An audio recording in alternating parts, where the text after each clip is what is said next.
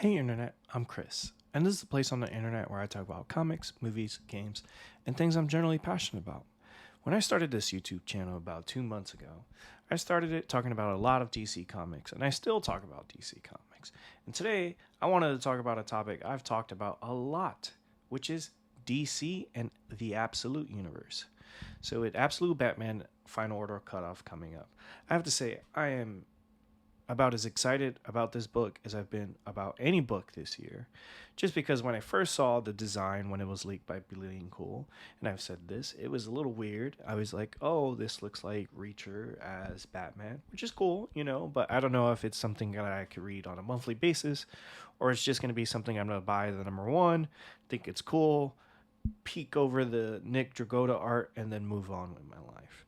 But as time has gone on, and as we near FOC, Scott Snyder has been doing a lot of press interviews to get people hyped for not just Absolute Batman in the Absolute Universe, but DC All In, with the DC All In special coming up as well. The reason I'm super excited is because everyone seems to have read Absolute Batman at this point. Press, friends, industry, people have been talking about the fact that they've read Absolute Batman and it is amazing.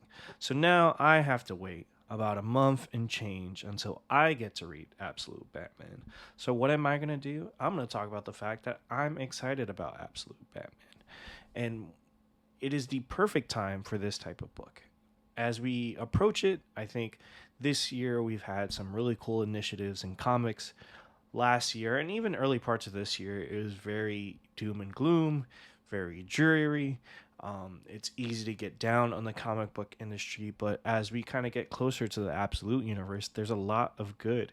You have the Ghost Machine books, you have the Energon universe, you have the Ultimate Universe, and now you have DC All In and Absolute Batman. Well, the Absolute Universe. But as we know, Batman pays the bills, so it might as well be called the Absolute Batman Universe. It's an exciting time to be a DC fan in the comics.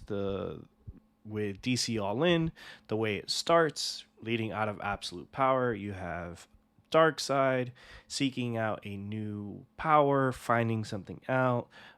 That will sort of lead, I think, at the end to the death of Darkseid and the birth of the Absolute Universe, unless there's multiverse shenanigans and stuff.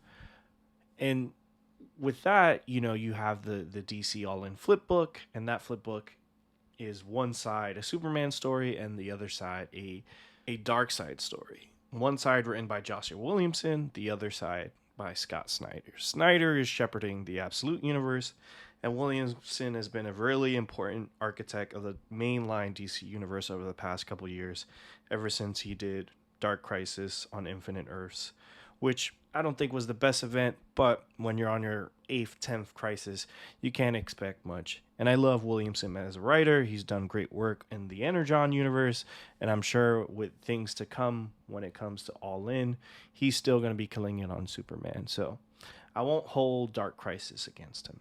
And going back to Batman, this is the star of the show.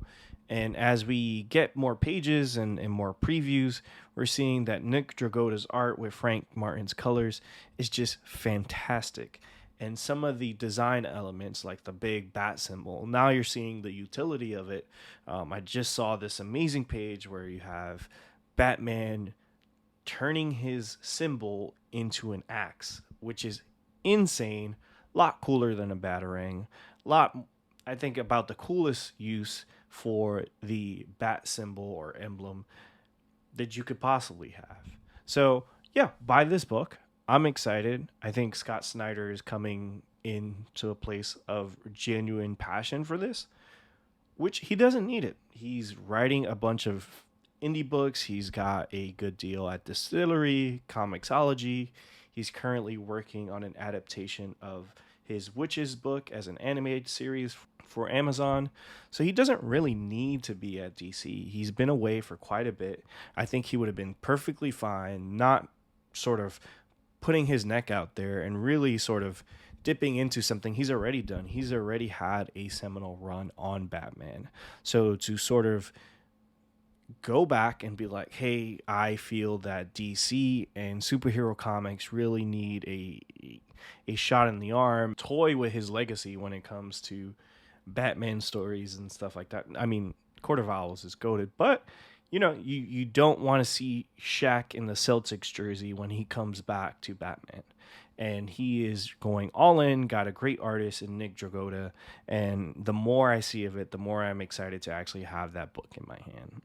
But yeah, it just keeps getting bigger and bigger and bigger and better. And what do you think? Are you excited about Absolute Batman? Let me know. Peace.